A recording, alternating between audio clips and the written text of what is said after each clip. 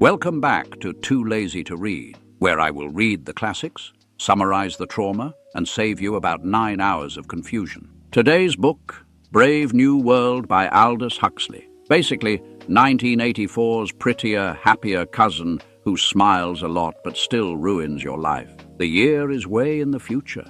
People are manufactured in bottles, emotions are optional, and everyone's permanently chill because of a miracle drug called Soma. If 1980